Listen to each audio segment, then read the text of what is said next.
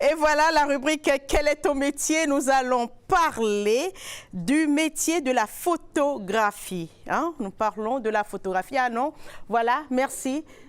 Edouard qui reçoit donc un invité. Edouard, il n'y a pas de problème, j'ai bien compris ce qui se passe.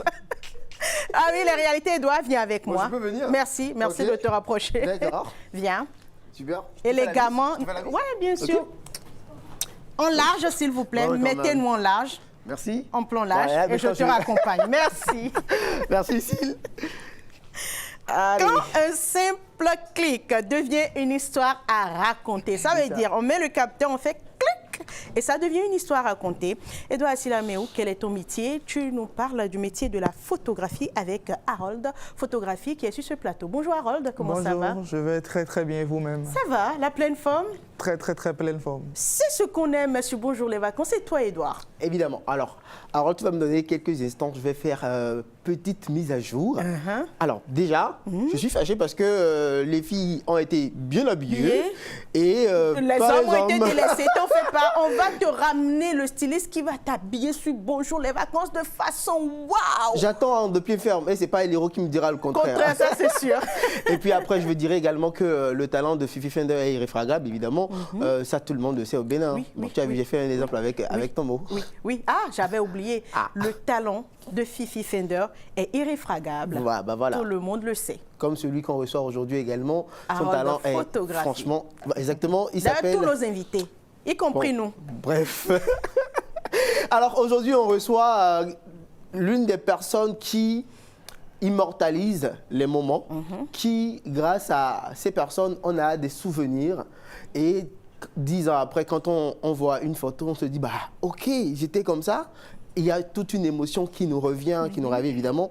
Ce sont les photographes. Mais aujourd'hui, ce métier, je ne vais pas dire qu'il est en voie de disparition, mais il est plutôt dans une pente, dans beaucoup d'autres troubles.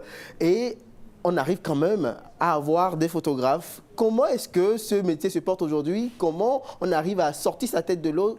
Et bien sûr, Harold Photographie, il est avec nous. Bon, son vrai nom, c'est Harold Arererenou, qui va nous parler un peu du métier de photographie, de comment il a commencé son parcours et aujourd'hui, quelles sont les difficultés que ce métier pourrait évidemment rencontrer. Harold, déjà d'entrée, quelle est la grosse difficulté aujourd'hui quand on est photographe? Je dirais la grosse difficulté, c'est ce petit plus-là que tu te dois d'ajouter à chaque fois. Parce que peu importe le talent que tu as aujourd'hui, il y a les réseaux sociaux qui ont un peu tout gâté. Et aujourd'hui, nous avons les pseudo-influenceurs ou créateurs de contenu qui sont sur la toile et puis... Avec un téléphone portable, tout le monde se prétend être professionnel et tout ça et tout. Mais je pense que c'est de bonne guerre parce que ça nous pousse, nous autres professionnels, à pouvoir nous dire c'est quoi ce petit plus-là qu'on apporte à chaque fois. Quand une entreprise me contacte pour des photos professionnelles, quand une entreprise de mode me contacte, etc., qu'est-ce que j'apporte en plus pour montrer réellement que voilà, je suis professionnel et que je fais bien mon travail. Parce que tout le monde peut faire juste quelques photos avec un téléphone portable, mais le regard artistique réel, en fait, tout le monde ne peut pas l'avoir. Exactement, c'est justement, je vais faire un peu de tacle, évidemment, les pseudo-influenceurs qui s'érigent en photographe. Est-ce qu'il faut juste avoir, encore qu'aujourd'hui, on n'a pas besoin d'appareil photo, il suffit d'un smartphone de haute gamme et on se dit déjà un photographe. Aujourd'hui, est-ce que le métier ne tend pas quand même à disparaître un peu quand même? Je dirais non. Je dirais non. Moi, je ne vois pas ça comme ça. Parce qu'on vous mélange en fait. On vous mélange, on ne sait plus qui fait quoi exactement. Parce que quand on voit avec un iPhone, on a franchement une très bonne qualité d'image. À comparer évidemment à un appareil photo. Il n'y a pas que iPhone, il y a plusieurs autres marques de téléphone. Bon, évidemment. C'est ce qui vient. C'est ce qui vient. Voilà. C'est ce qui est venu rapidement. Tu sais pourquoi j'ai fait ça? Parce que moi, je ne suis pas trop iPhone. Donc, il faut que je défende aussi mon compte. Non, je comprends tout à fait ce que vous voulez dire. C'est pour ça que je disais tout à l'heure, c'est de bonne guerre.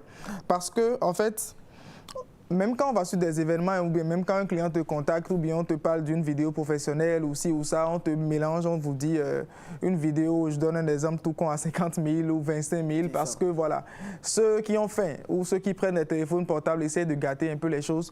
Mais j'aimerais toujours dire que ça nous booste, nous autres professionnels, à pouvoir nous dire que quand un client nous appelle, il faudrait qu'on puisse s'imposer de par notre savoir-faire et notre savoir-être. C'est pas si on se comprend un peu. Quand je veux faire des photos corporate, par exemple, il y a des prédispositions que je me dois d'avoir.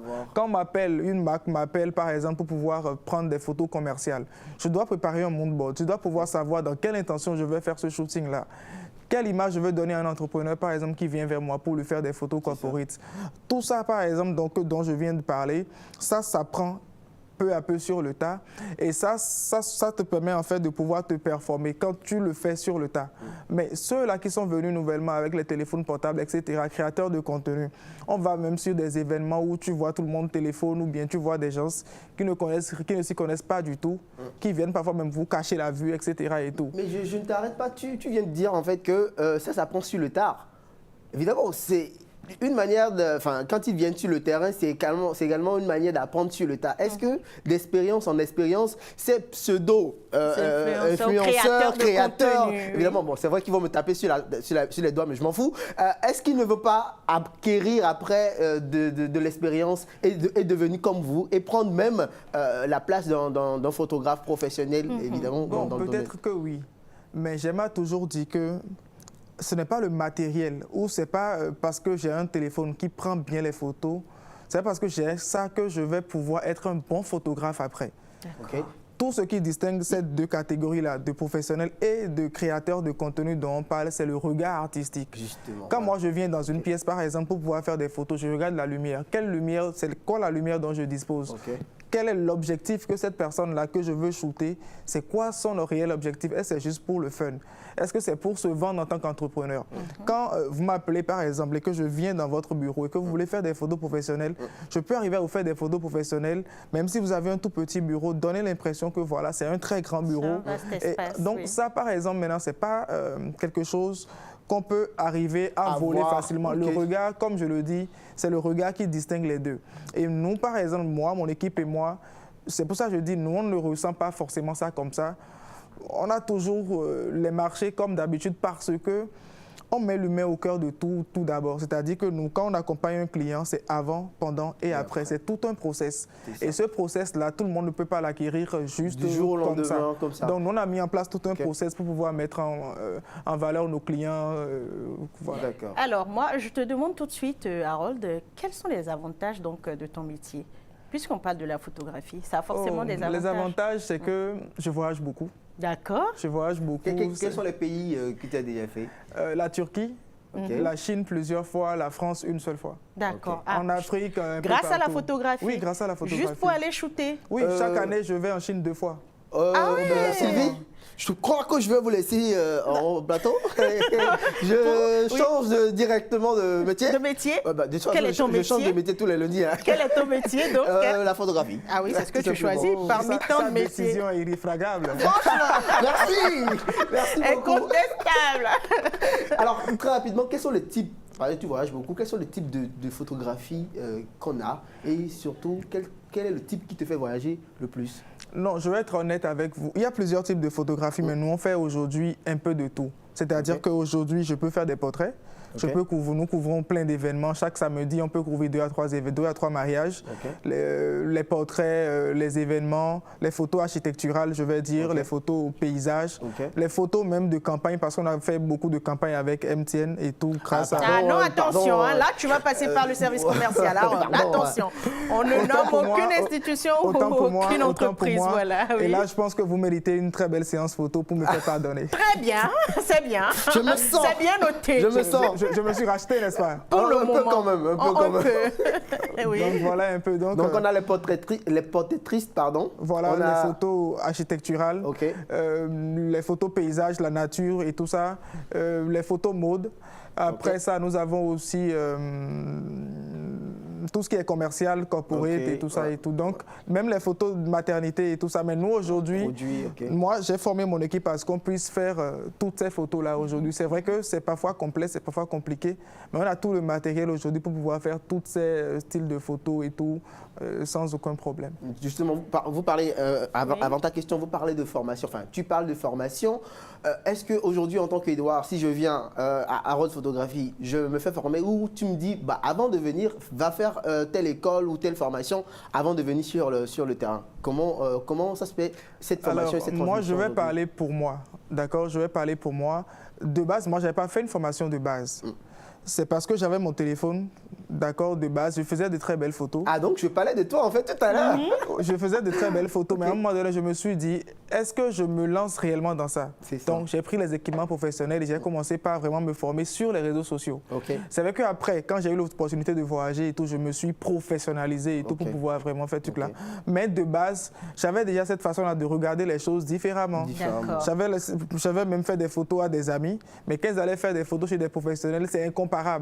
J'avais cette façon-là de voir les choses autrement. Et, voilà. Et aujourd'hui, quand je prends mon appareil photo, même quand je suis fatigué, je prends mon appareil photo, je peux dire que j'ai trouvé une zone de génie pour moi, quoi. Je prends mon appareil photo, peu importe la fatigue, je fais des photos. Donc la créativité s'est installée totalement. Totalement, à 100%. C'est bien. Alors, tu sais, moi, Harold, la question que je veux te poser, tu es à Hehehenou. Il y a beaucoup de talents dans la famille à Hehehenou. Est-ce qu'il faut venir dans la famille à Hehehenou pour être talentueux? Nous avons le père Vincent à Hehehenou, nous avons le fils Nicanor et nous avons peut-être le cousin ou le neveu Harold à Hehehenou. Le cousin Harold à Hehehenou. Ah oui. Non, je pense que... J'ai des sœurs célibataires, hein. Je pense que le talent dans la famille à Hehehenou est inné. C'est dans le sang tout simplement. Oh, ouais, c'est dans le sang et puis on se sent aussi. Plus, c'est bon. C'est naturel quoi. C'est bon. C'est naturel. Est-ce que tu connais la famille Agbalessi? Non, mais je pense que... Franchement, il faut connaître à partir d'aujourd'hui, hein, parce que le talent qui est dans cette famille est irréfragable. Wow. Ben oui. Est-ce que tu connais la famille Achila Meo? Bon, pendant qu'on y est... Mais ce qui est bien, c'est qu'on est tous béninois.